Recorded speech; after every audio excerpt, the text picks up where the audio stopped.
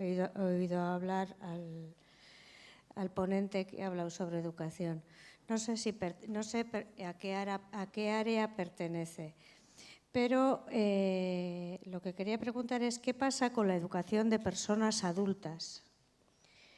Y a la vez, como estamos hablando de transversalidad, es cómo influiría en la mejora de la salud de las personas adultas que están en situación irregular que tuviesen unos programas de formación para aprender el idioma, para hacer una mejor inversión en el medio, en el sentido más amplio. O sea, que ese tiempo que se les tiene en stand-by se destinasen recursos para su mejor integración, pero planteados desde el punto de vista de la educación, del aprendizaje del idioma, etcétera, ¿no? O sea, porque no sé yo si lo sepas, pertenecen a educación, pertenecen a Lanbide, dónde están ubicados, los programas cómo están diseñados, si se ha tenido en cuenta las características de las personas migrantes a la hora de diseñar esos problemas. Es una pregunta que me surge.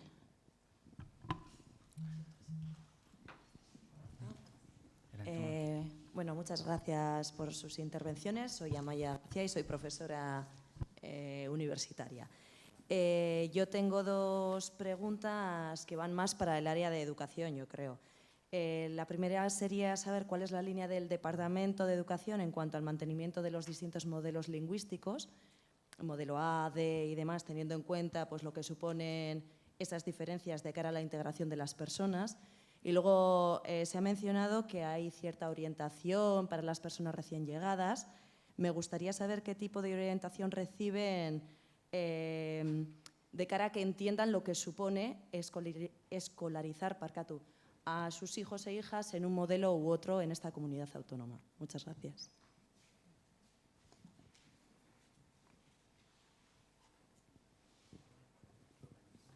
Bai, hasiko naiz erantzuten. Lehenengoari,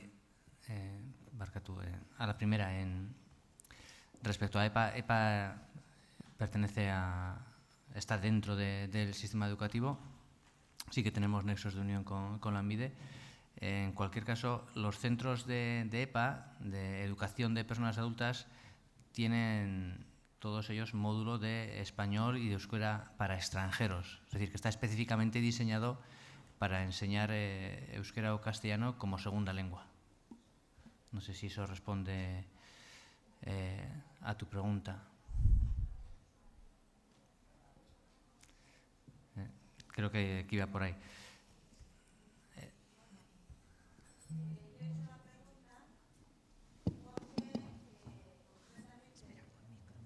He hecho la pregunta porque concretamente vengo de Ermua y observo que los recursos que hay para la enseñanza del castellano son muy cortitos y además no ayudan a conocer el medio en el que están viviendo, no ayudan a adquirir herramientas tanto para la búsqueda de empleo, para conocer,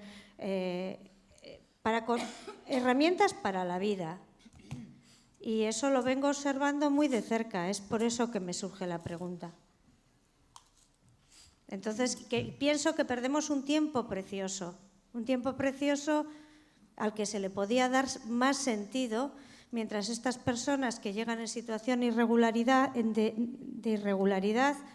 pues están 2 horas en el EPA, 3 y el resto viendo la televisión o qué sé yo, ¿no? O sea, si aprovechásemos esos 3 años que dice la ley de extranjería, creo que tenemos una oportunidad.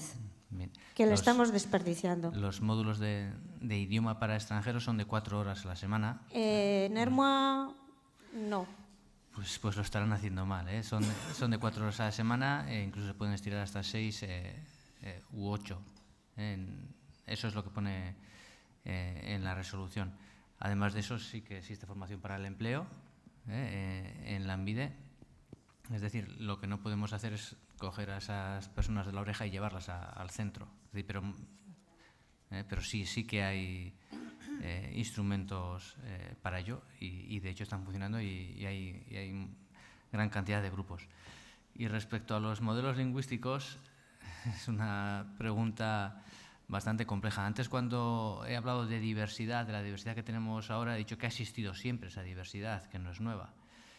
Si nos vamos al 82, cuando se empezó con los modelos lingüísticos, existía también esa diversidad. Había un movimiento migratorio, o hubo anteriormente, en los años 60-70, movimientos migratorios dentro de la península muy grandes hacia el País Vasco, y en aquellos años era cuando estaban escolarizando los hijos de aquellos migrantes que eran todos castellanoparlantes, ¿no?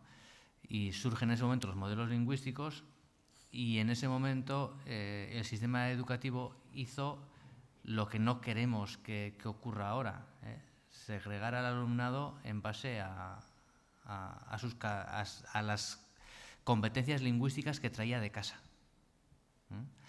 Eso no es evidentemente lo que se quiere hacer ahora. Cuando se escolarizan alumnos, independientemente del origen que sea, en primer lugar, como no puede ser de otra manera, tenemos que atender a su voluntad, a lo que ellos quieren. Tienen derecho a elegir centro, siempre y cuando ese centro esté en su área de influencia y tenga plazas.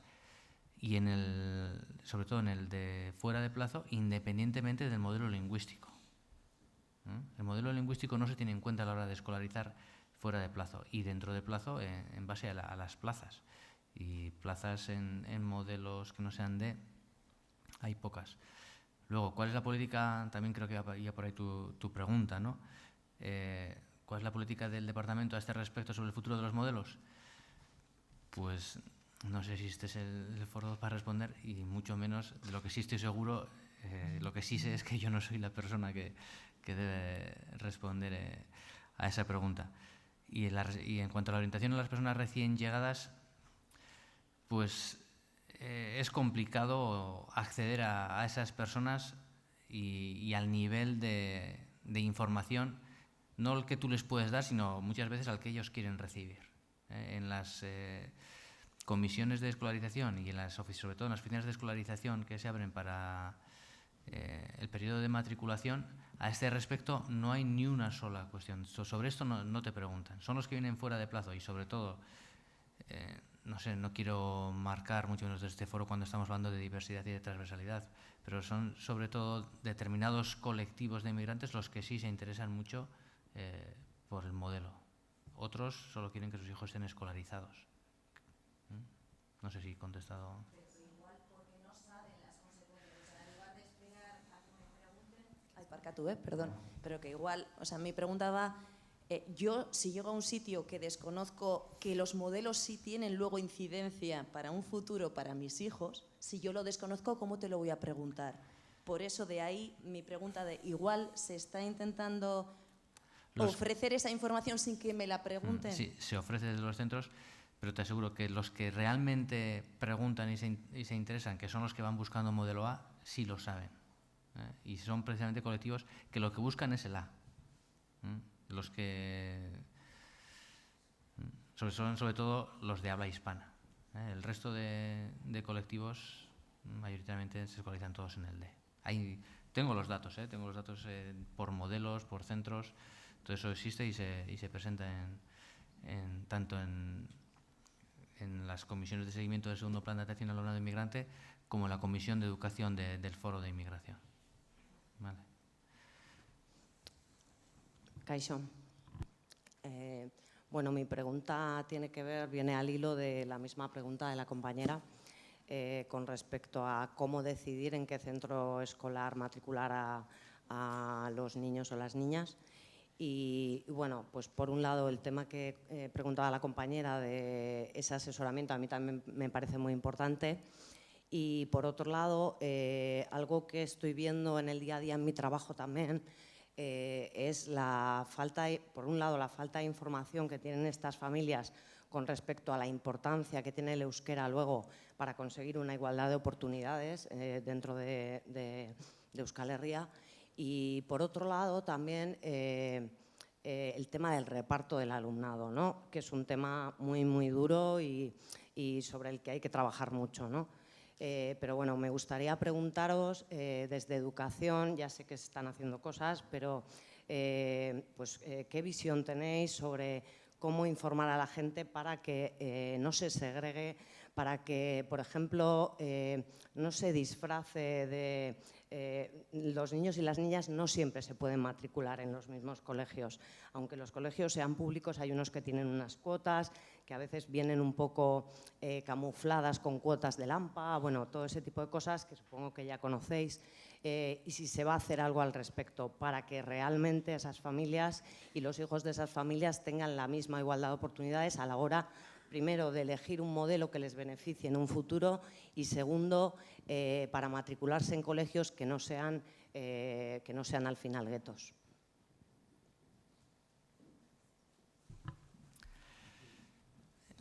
Una de las líneas estratégicas, como he comentado antes, del departamento es la de información. Y sí que se les manda instrucciones muy claras y muy concretas a los centros sobre cómo deben informar a estas familias. En este momento estamos en proceso de renovar esa información y de traducirla a diferentes idiomas para que puedan ser más accesibles a estos colectivos. Pero es un trabajo muy complicado, es el cómo se informa en cada punto de información. Y cada punto de información es cada centro educativo, lo cual quiere decir que tenemos cerca de 800 puntos de información. Y aunque tú a los 800 les mandes el mismo folleto, no todos informan igual. Eso está claro. Una de las palabras que has utilizado a mí personalmente, no sé, la del reparto. A mí eso del reparto no sé.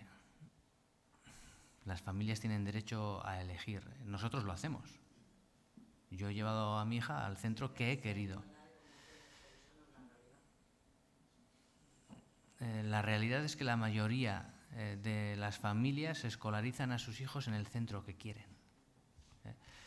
Eso te lo dice el dato frío en el proceso de matriculación. Ya sabes que tú cuando te matriculas puedes elegir, hasta ahora eran 3 centros, a partir de este curso vas a poder elegir hasta 12 centros distintos a la hora de matricularte, y los datos te dicen que el 92% se matricula en el centro de primera opción. O sea, creo que es un dato bastante clarificante. Ahora mismo acaba de salir un estudio de Escola Inclusiva que dice precisamente lo contrario. Dice que sí que hay una segregación, que las familias no eligen como primera opción. Cuando eligen esa primera opción ya vienen influenciadas por el conocimiento de las cuotas, por ejemplo. Entonces eso es una realidad y bueno, el estudio este lo refleja. Entonces, claro, en la teoría sí es verdad que esa primera opción está, que las familias se pueden matricular en el colegio que quieran, en principio, pero después hay un montón de factores que impiden que eso sea real.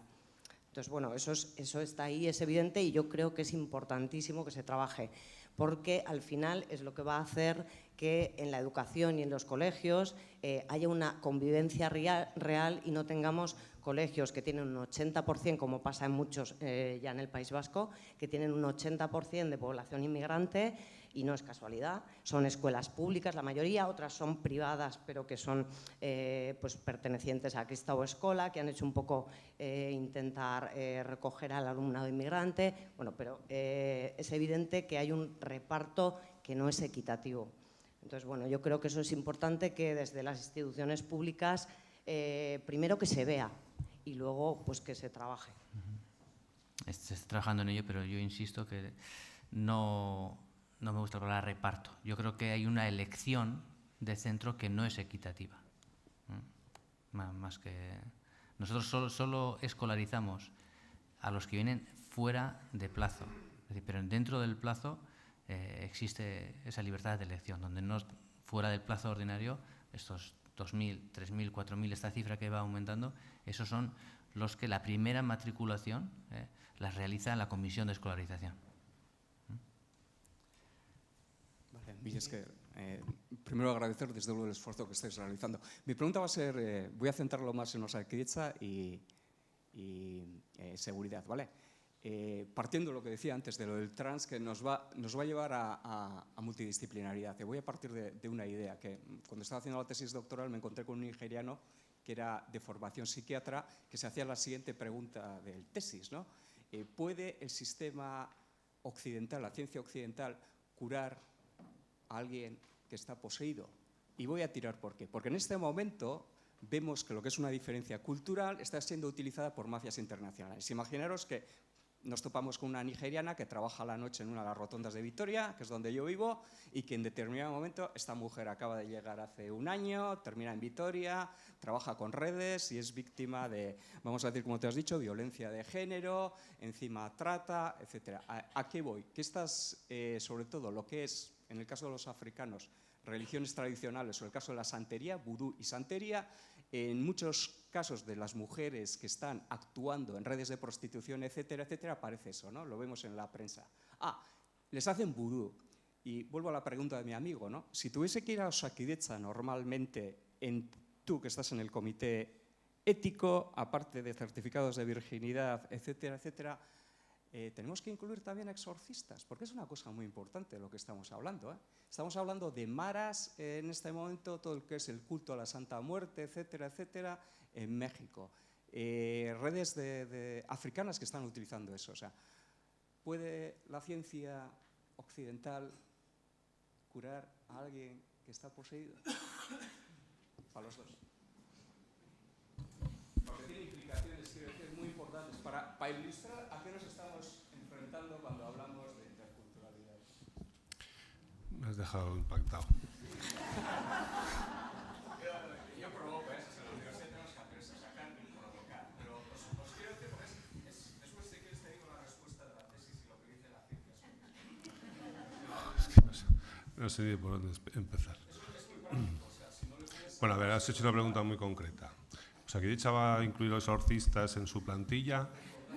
Es NOR. Pero, a ver, no creo que tenga que explicarlo, ¿no? Me has dicho, ¿la ciencia puede curar a una persona poseída? Es que, Vamos a ver, el conocimiento científico puede interactuar y poder otras...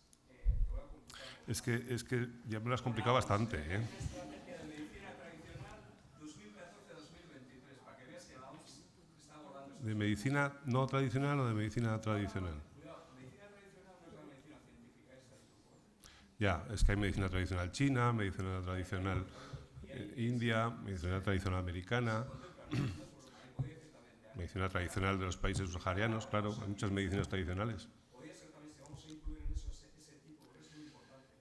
No.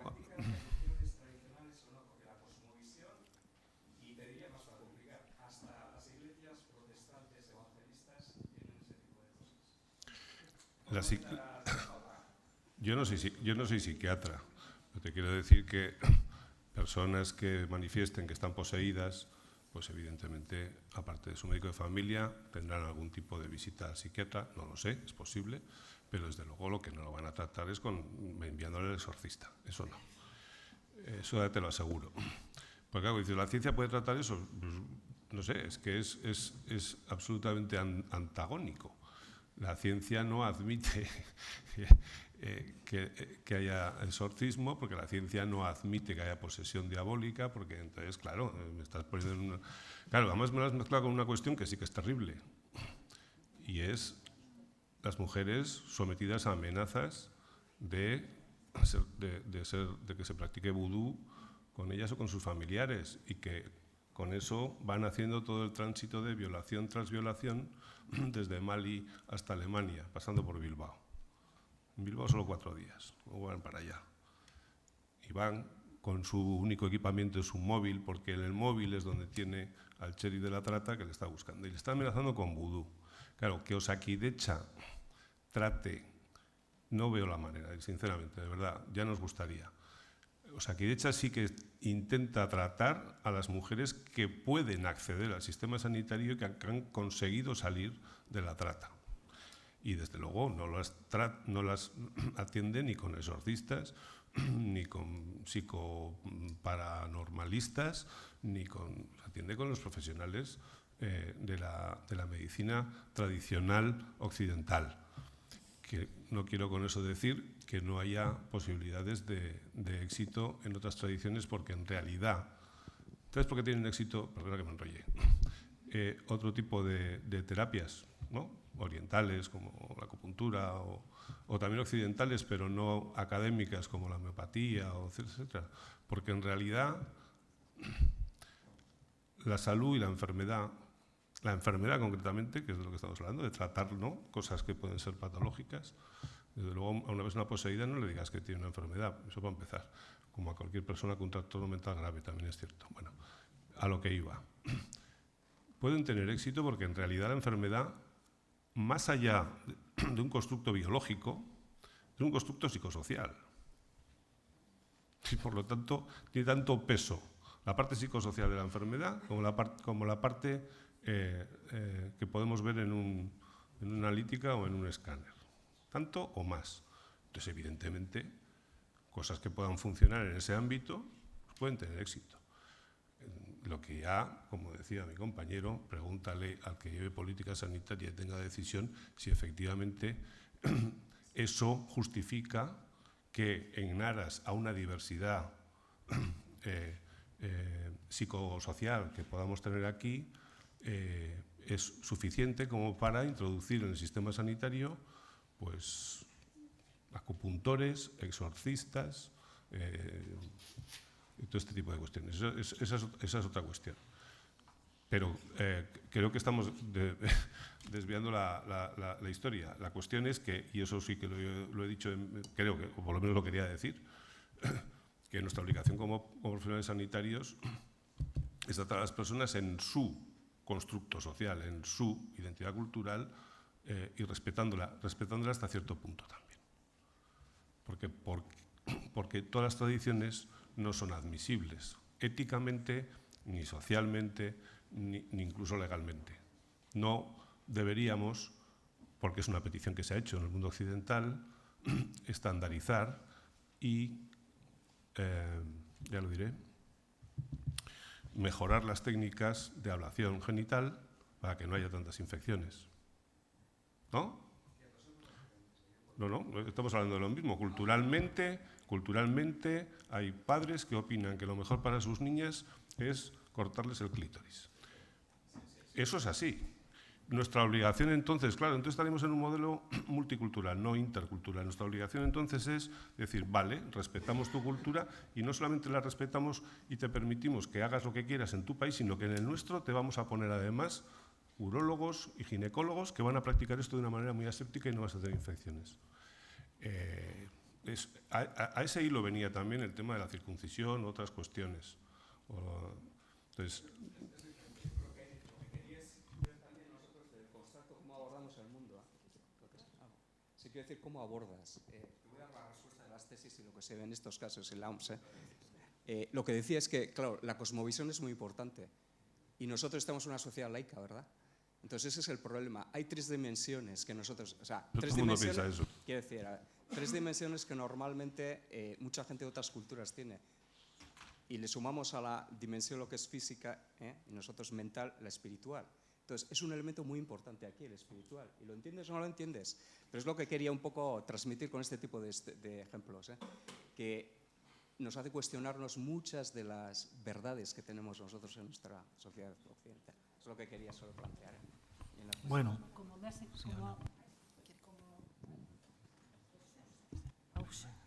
Listo.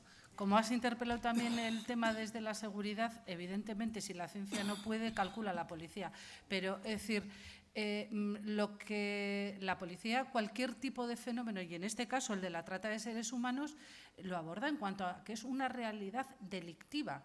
donde hay unos atentados flagrantes a la dignidad y a los derechos de unos seres humanos, y en base a eso se trata. La Ertzaintza tiene un plan específico para abordar el fenómeno de la trata, un plan específico en el que se rodea, colabora e interactúa con colectivos que trabajan de manera específica con estas mujeres, mayormente, porque son mujeres las que padecen estas situaciones.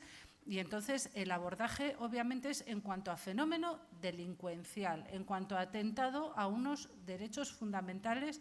Y bueno, luego a partir de ahí, evidentemente todo es mejorable, porque estamos hablando de unas redes que tienden sus tentáculos en realidades geográficas muy variopintas, como ha comentado Pepe, y entonces obviamente hay muchas cosas y en el trabajo policial que mejorar también a ese respecto en cuanto a coordinación, en cuanto a información y en cuanto a una manera más efectiva a nivel europeo de luchar contra este fenómeno. Pero lo primero que tenemos que ver es que estamos hablando de un fenómeno que es delictivo y que atenta contra los derechos fundamentales de estas mujeres.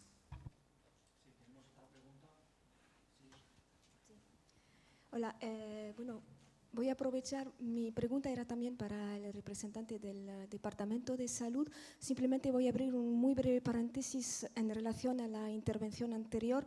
Decir que en Quebec, en Canadá, pues se ha llevado una investigación conjuntamente por la Universidad de Quebec en Montreal y por el Departamento de Salud Público, ahí para ver un poquito las modalidades de contemplar las diferentes cosmovisiones en el sistema público de salud en Quebec. Yo no sé qué ha salido de ahí porque, bueno, tuve información de esta investigación cuando se estaba empezando. Habría que investigar y ver un poco, como sabemos que son bastante pioneros en materia de interculturalidad, etcétera, pues quizás habría que ver un poco qué ha salido de esta investigación. Eso es un poco a título de información. Luego mi pregunta era, bueno, has mencionado entre otras peticiones de personas usuarias de los servicios de salud públicos de Euskadi, el tema de los certificados de virginidad. Me gustaría saber si estas peticiones son peticiones aisladas, puntuales, o si han surgido de un colectivo organizado como tal. Muchas gracias. No han sido aisladas. No puedo responder si detrás de eso hay un colectivo organizado. Lo que sí que puedo responder es que corresponden a un perfil variopinto, pero que tiene como un denominador que profesan la religión islámica. Y si se ha hecho algún dictamen de recomendación que se ha hecho extensivo para todos aquí de Osakidetza, es porque no han sido casos aislados. Bueno, pues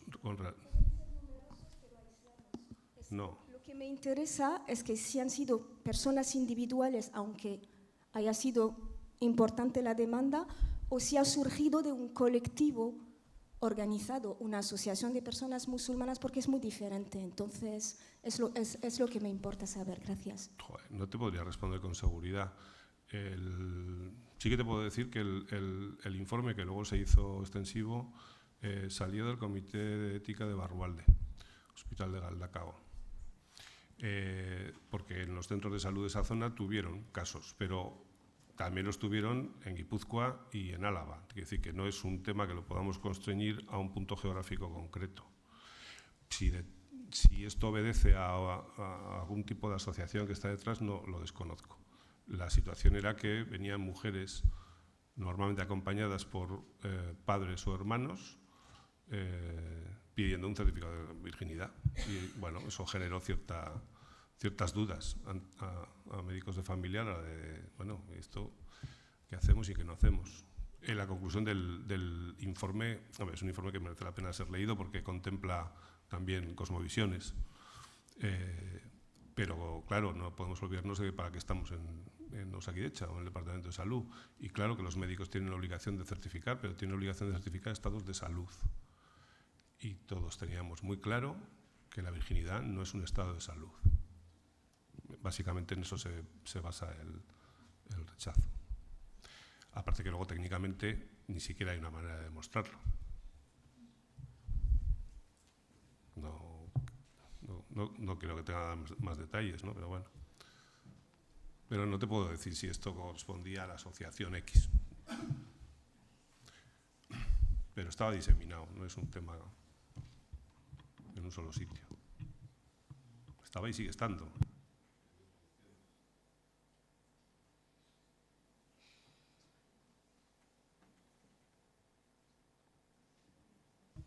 ¿Alguien se anima?